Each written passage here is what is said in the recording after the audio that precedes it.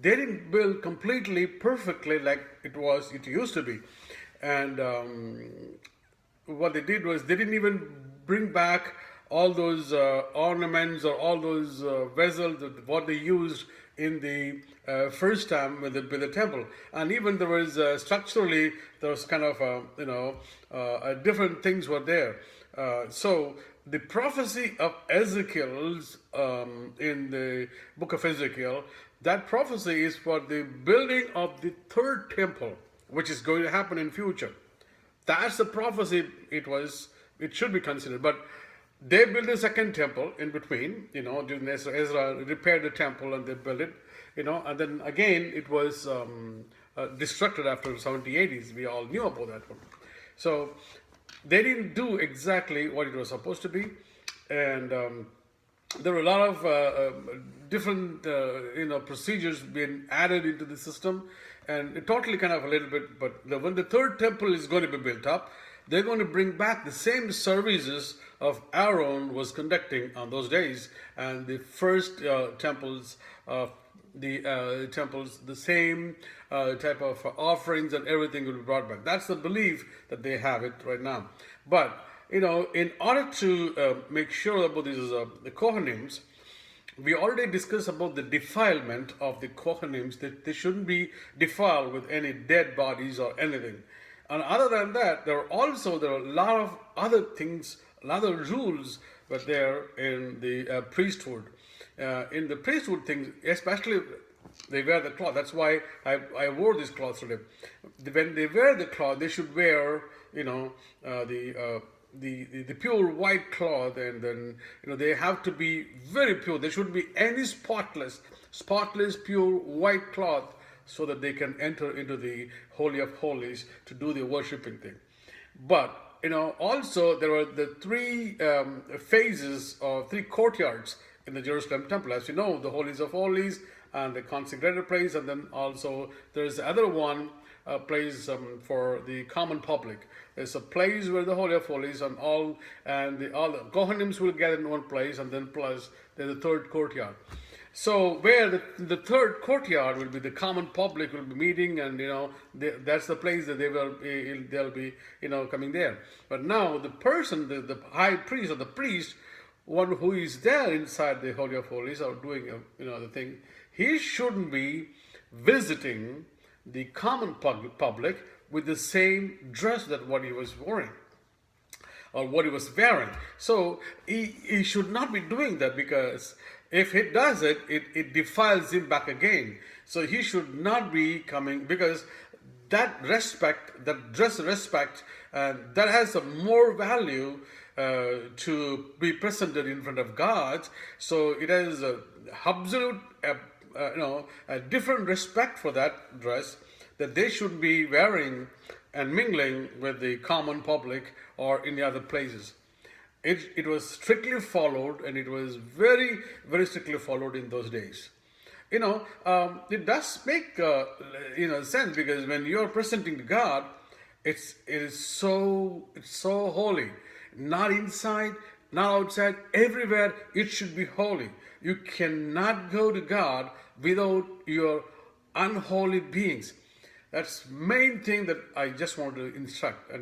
When we go to God and pray to God, when we talk to God, make sure that we are holy, we are repentant, we are completely thoroughly holy, so that we can really worship God with full heart, and then God will come to us to meet us the way we are. That symbolically represents when we go to God, we have to be pure in everything, and also the rules or the laws of Kohanims.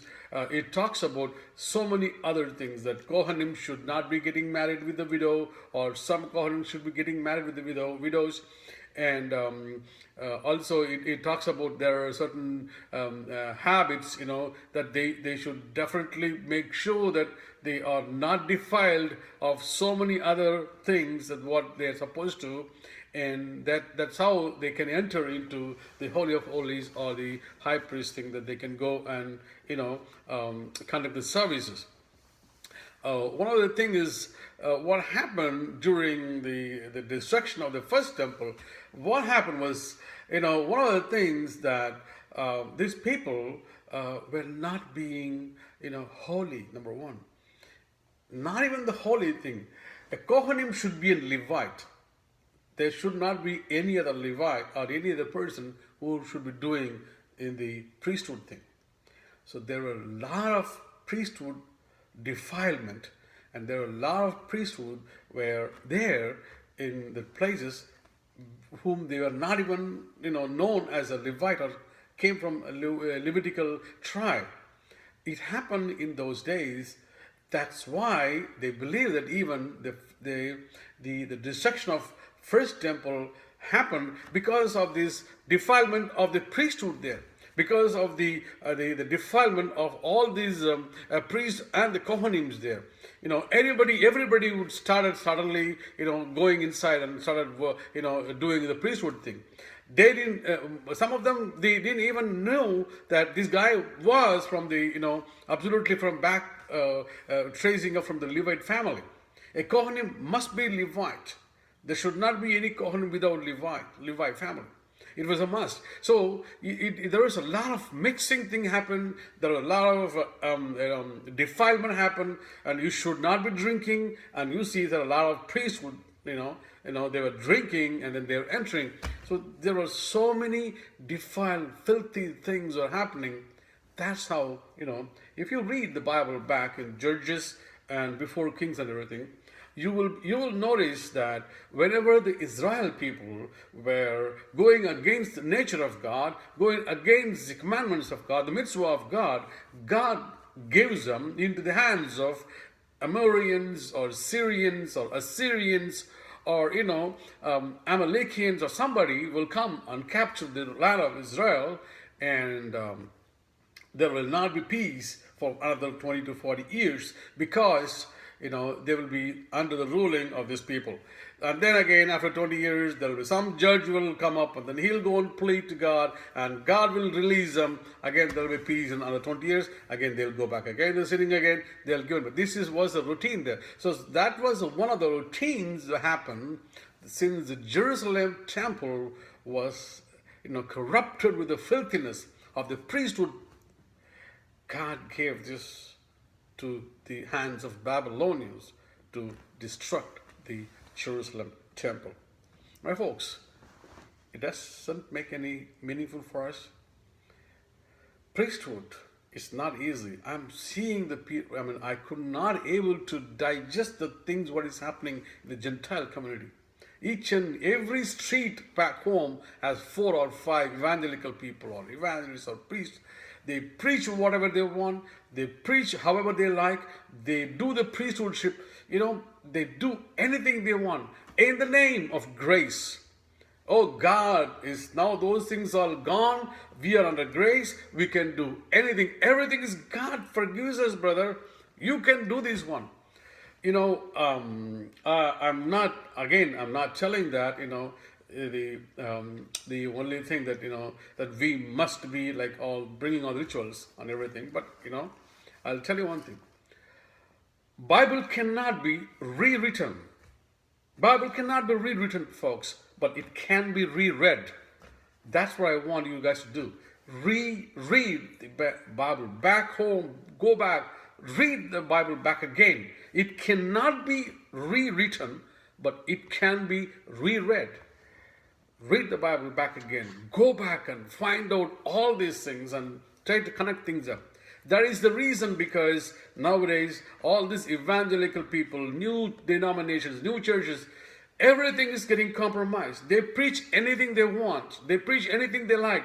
Offering is the main focus. They want to build the churches.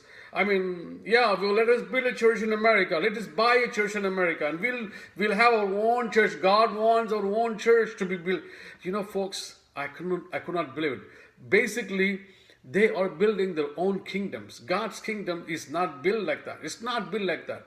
You go and check it out by yourself. Do not get pulled in, because now the more is given to you, the more is going to get asked from you. Don't be just idle sitting down and just watching all the messages and listening all the messages. You are supposed to be, involving in certain things. You are supposed to be responsible for what you are hearing and listening and watching or getting the messages. And you know how to read the Bible. You have the Bible with you. You can do it. I was so taken away with the things what's happening in this world right now. It is not right, folks. It is not right. There shouldn't be that the way that people think, the way that people, do the immersion baptism and this, that, and there is no standardization. There is no certain disciplinary thing is happening. Everything is compromised. Anything you can do is worshiping. Anything you can do is a priesthood. Everybody can do. A pastor can wear his, this dress, and he will be going out and mingling with everybody, and then going into the altar temple or the service. They want to model the same way. Even if you walk into any church, the model is same thing. Like a holy of holy place will be there, then the pastors will be sitting in front of there is another place, and then the congregation will be sitting. That's a simple basic model they have. And then they do all the compromised way of worshiping and the compromised way of the preaching and teaching. My folks, I'm telling to you, there are rules to be followed. If there is no rule, there is nothing that a man can be only, controlled only by the rules and regulations. If we don't follow certain things, we cannot achieve things. This Bible should be looked only through the eyes of Hebrew. Because this Bible was written in Hebrew and Aramaic language, later in Greek and Latin, but this one, the main root is Jewish, addressed to the Jewish people, written by the Jewish people, and the God is Jewish, and the Messiah is a Jewish, and he's going to come back as a Jewish. So this Bible should be looked into with the Jewish eyes, Hebrew eyes. That's what I want you to interpret. That's what I want you to learn from this one. Like, start looking through the words through the Hebrew eyes, what it says. Total different type of interpretations from normal people are interpreting nowadays. Completely, thoroughly interpreting. Totally different. That is what I'm trying to tell you guys. I wanted to look into this one, and because in those days, what they will do, the Jewish people, they used to wear a box in their heads, and then there is a box in their hands. That's how they tie it and they walk around. You know why? That's what the symbol they're telling in the future. There'll be like 666. They're going to be in the foreheads or in the hands. It's going to be tying like this. Why Jewish people are walking like that? Because the box, what they had was the commandments, is the word of God, His complete commandments. And in the hand in the box, that's whatever they do in the commandment. The box was representing the commandments, meaning anything you look in the world is supposed to be looked into through the commandments. That's what they meant by those days. That's what they used to have, the box there and box here. It should be looked into through the commandments. Anything you do, it should be looked into through the commandments. It is perfect or not. It is correct or not. Until otherwise, it's going to be real difficult for us to, fulfill what God is expecting from us. And it does make sense to us. It does make sense to me, and it does make more sense to me. That's why I'm encouraging. If the priesthood things having these many instructions, these many rules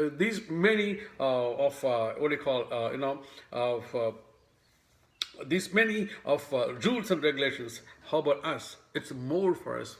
It's way too much. I really wanted to encourage you guys. I really want to encourage you guys. Go ahead and look into the books and learn into the books. If God is telling to us, and we are obligated to do this one. Whenever you go to God, make sure that you're holy. You cannot go to God with all your vengeance, and really cannot go, having everything in your mind, and then trying to go to Him, and then try to be something, acting. That's not going to help. It's not going to help. So, Emor is instructions for the Kohanims. Kohanims basically means the priests. Well, I think we have talked enough today. with this costume, and I'll come back with next time with a different, not the costume, different Torah.